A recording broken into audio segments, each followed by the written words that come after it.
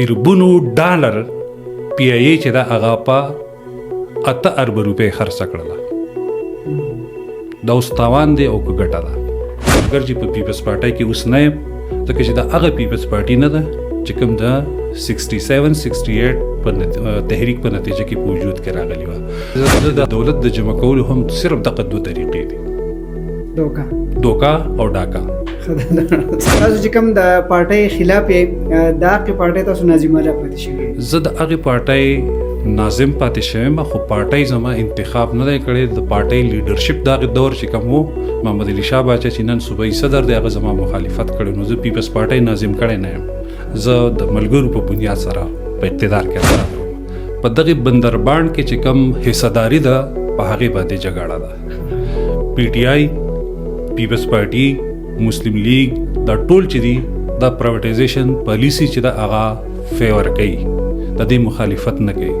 البته مسلم لیگ پرایویټایزیشن کوي نو پی ټي آی به مخالفت کوي، یا کې پیپلز پارټي کړي. د پیپلز پارټي په دور کې ډېر څیزونه پرایویټایز شوي دي، لکه د درګۍ ګي میلز دا پرایویټایز شوی دی. کاواساکي موټر سایکل چې کومه کارخانه وه دا پرایویټایز شوي ده. دا 18 اپریشنل فلیټس چې دي دا دومره قیمتي نه دي. د پی آئی اے په 170 ملکونو کې ایر روټس دي، لینډینګ رائټس دي، هغه ډېر قیمتي دي. په 1950 او 60 کې چې دی دا د ټاپ ایرلاینز و، مطلب جرمني والا راغلي دي، دا ایمریټس والا راغلي دي، او دوی نه چې دی طریقې زده کړي دي او هغې ته مونږ وګورو او د پی آئی اے ته وګورو ډېر زیات لاړو. اوس چې دی پرایویټایز شو، سر دې باره کې څه وایي؟ پی آئی اے چې په خساره کې لاړه 50 نه والا 60 ارب سالانه د دې خساره ده، او 654 بلین روپیز چې دي هغه د دې مجموعي خساره ده. دا خساره د پی آئی اے مزدور نه ده پیدا کړي، دا خساره د دې پی آئی اے مینجمنٹ چې هغه جرنیلان دي د هغې پی آئی اے اکثر راغلي دي، یا دغه بیوروکریټ راغلي، هغه ملک ریاض، هغه عارف حبیب، هغه جهانگیر ترین، هغه آصف علي زرداری، هغه نواز شریف، هغه بل یا بل چې څومره دي دا کلاس چې دی د دوکې ډاکې نه بغیر دوی دولتونه نه دي چمک. اکانومي پر رن کولو باندې مسلم لیگ، پیپلز پارټي، تحریک انصاف، جی او آی، این پی، څومره مروجه سیاسي جماعتونه چې دي هغه د اکانومي پر رن کولو باندې د یو بل سره هیڅ اختلاف نه لري. په پرایویټایزیشن باندې پالیسی باندې ټول متفق دي. محترمه بېنظیر بټو چې دا یو سټیپ یې واخیستو، ډېر جرأتمندانه فیصله یې وکړه چې دا پرایویټایز کړي، خو د هغه والد صاحب چې دی ذوالفقار علي بټو دا خو هغه راویستی، نو دا ولې سره؟ بسم الله الرحمن الرحیم. پوډکاسټ وذ سجاد د یو نوي اپیسوډ سره حاضر یم.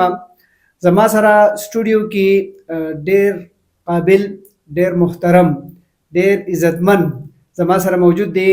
یو سینیر قانوندان، وکالت شعبې سره وابسته دي، سیاسي کارکن، یو پارټۍ سره تعلق نه ساتم. زما سره موجود دی غفران احد صاحب. تاسو ته مونږ هرکلی وایو سر. مننه، شکریه سجاد صاحب، ستاسو د دعوت راکولو ډېره ډېره مننه. نن زمونږ ټاپک چې دی هغه په پرایویټایزیشن او نیشنلایزیشن په دې باندې زمونږ دا موضوع ده. دې باره کې راته تاسو خپل معلومات راکړئ. پرایویټایزیشن او نیشنلایزیشن د اکنامکس د معیشت یو 2 اړخونه دي.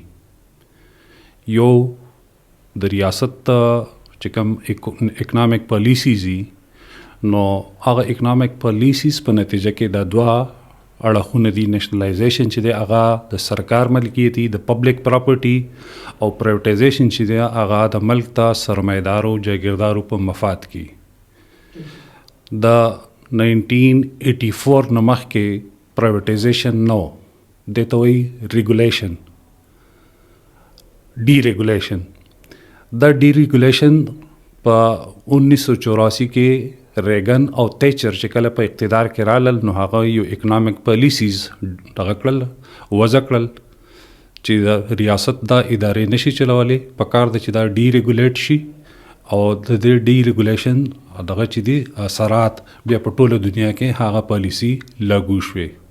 چې کله محترمه بېنظیر بوټو اقتدار کې راله په 1988 کې، نو هغې یو پرایویټایزیشن کمیشن جوړ کو نوید قمر چې د قومي اسمبلی ممبر و هغه د پرایویټایزیشن کمیشن سربراه جوړ شو او پرایویټایزیشن کمیشن نه مخکې په پاکستان کې ټول څومره اساسي چې وي د پبلک پراپرټي وي او هغه پبلک پراپرټیز چې دي د پرایویټایزیشن کمیشن چې دی هغه خرڅول شروع کړل نیلامي شروع کړله ضیاءالحق دا جرأت نه وکړي چې هغه د پرایویټایزیشن کمیشن جوړ کړي ذوالفقار علي بوټو چې هغه نیشنلایزیشن پالیسی وه او چې کله محترمه بېنظیر بوټو راله نو هغې پرایویټایزیشن پالیسی جوړې کړلې پرایویټایزیشن دې ته وایي چې د ملک اساسي چې څومره دي ستا سره هغه ته په سرمایدارو خرڅ کې او لکه ایجوکیشن ته پرایویټایز کې ته هیلث پرایویټایز کې ته پی ای پرایویټایز کې ته ګی میل پرایویټایز کې سټیل میلز پرایویټایز کې چې د هغې منافع چې دا یو څو سرمایدارو ته میلاویږي او د هغې چې کومې فایدې وي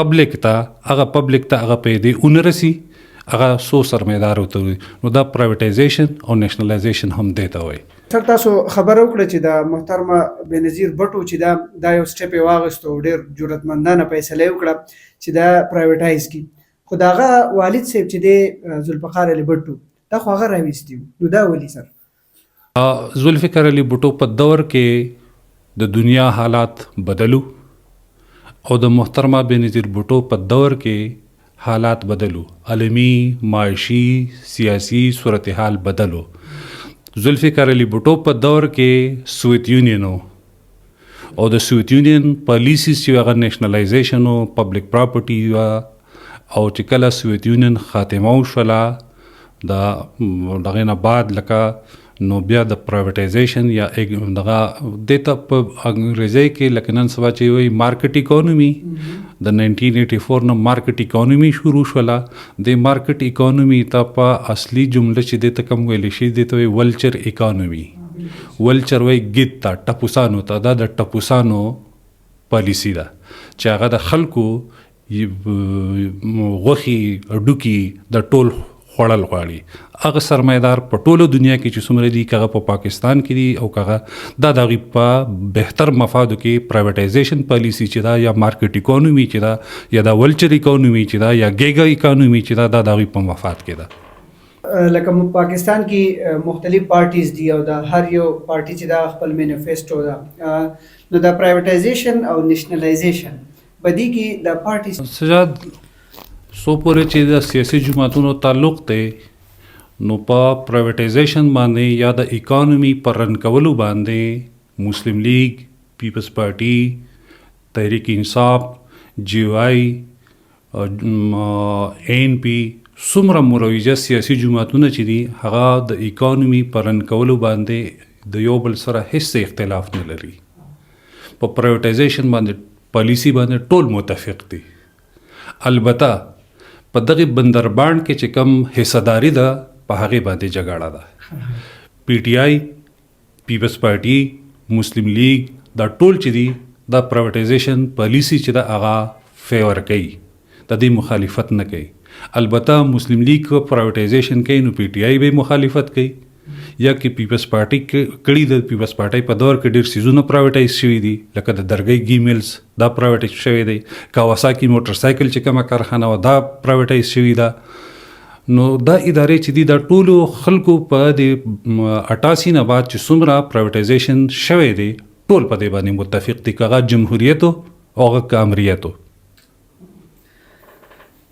اچې سر دا لکه دا مجبوري شي که دا څه وجې چې لکه یو څیز چې دی ته پرایویټایز کوي مطلب دا دی چې زه یو خپل کور دی او هغه زه نیلامي کوم نو دا خو ډېره بده خبره ده دې باره کې تاسو وایئ هغې کې بنیادي خبره دا ده چې د ریاست کرکټر چې دی دا کم کرکټر والا ریاست دی که دا فرض که د دې معاشي پالیسۍ د کیپټالیزم دي د سرمایدارۍ دي نو د دې ټول چې څومره فواید دي ثمرات دي هغه به د دغې سرمایداري طبقې په مفاداتو دپاره پالیسۍ جوړیږي ځکه په کیپټالیزم کې وایي چې لاسز آر سوشلایزډ اینڈ پروفټس آر پرایویټایزډ منافع یا خسارې چې دي د ولس دپاره او منافع چې دي هغه د سرمایدارو دپاره دا کیپټالیزم دی نو چې کله ریاست کرکټر چې دی هغه کیپټالیسټ وي نو دغه ټولې معاشي پالیسۍ چې څومره دي هغه به د کیپټالیزم په بنیادونو ولاړي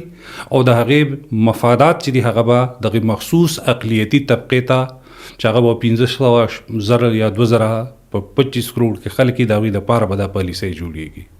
نو پرایویټایزیشن پالیسي چې ده هغه هم د دغې سرمایهدار چې کوم دي کیپټلیست دي بلیونیرز دي او دا 2 نمبر بلیونیرز دي دوی په حلالو باندې په جایز طریقه باندې د دولتونو نه دي جمع کړي ځکه چې کوم ځای کې دولت انبارونه وینې نو دا به په حلاله نه جمع کړلی شي. د دې دپاره صرف او صرف 2 طریقې دي.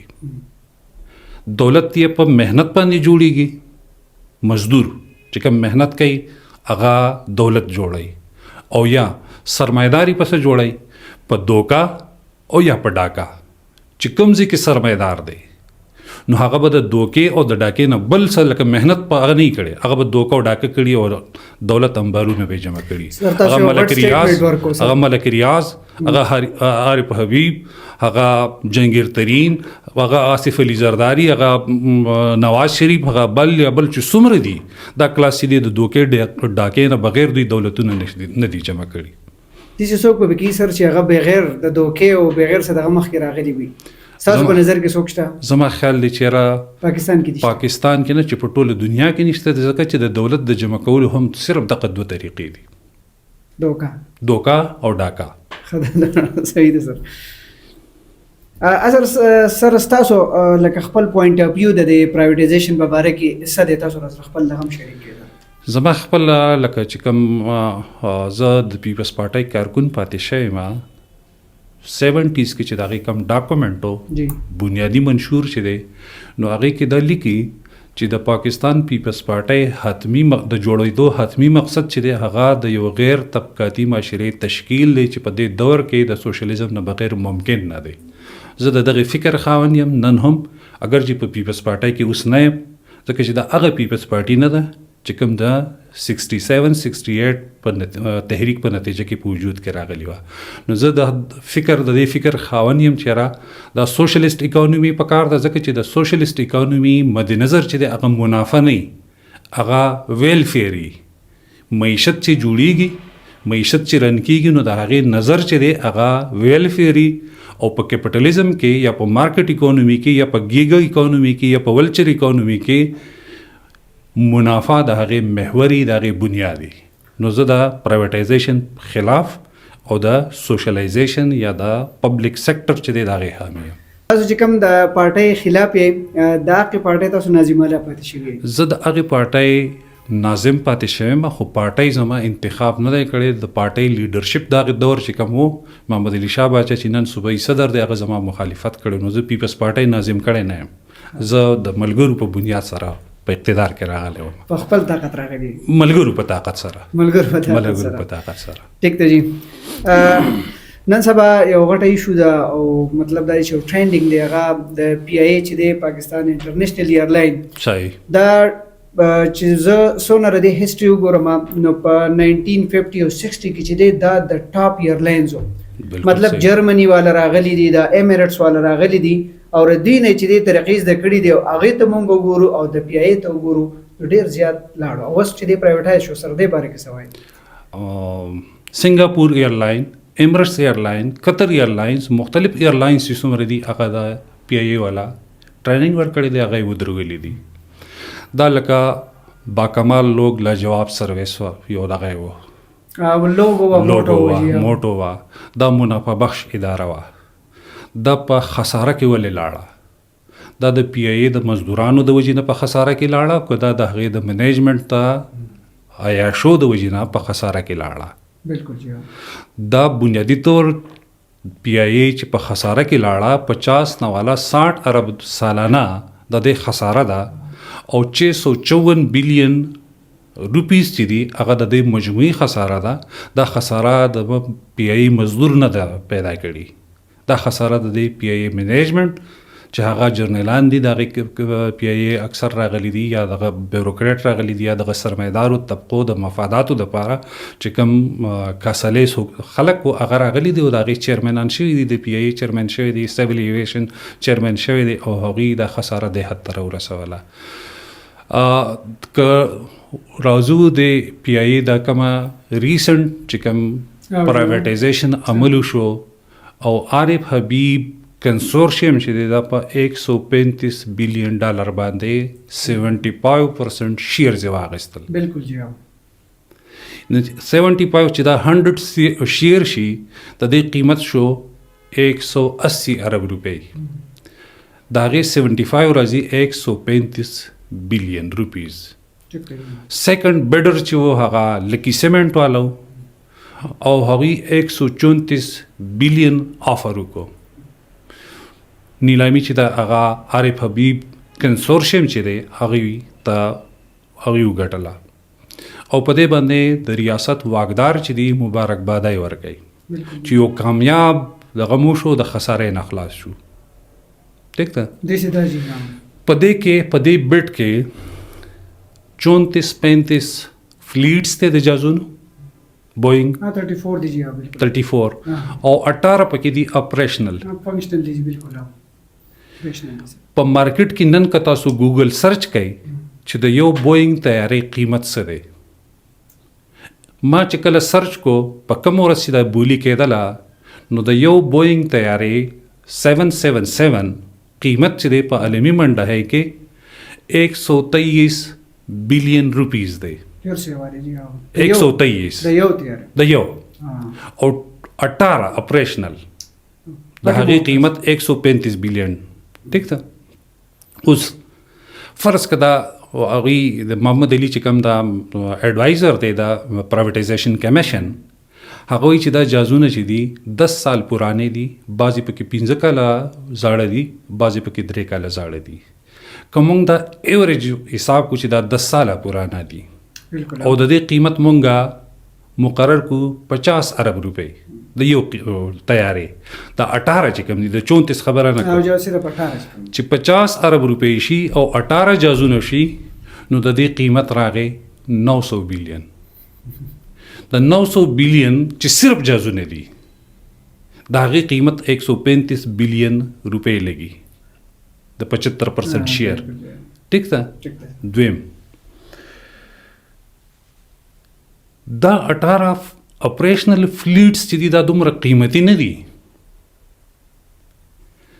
د پی آئی اے په 170 ملکونو کې ایئر روټس دي، لینډینګ رائټس دي، هغه ډېر قیمتي دي. نو چې صرف د جازونو قیمت مونږ 900 ارب روپۍ ولګولو او هغه 900 ارب روپو جازونه چې دي په 135 ارب روپۍ خرڅیږي نو دا تاوان شو د اولس او که ګټه وشوله. یو.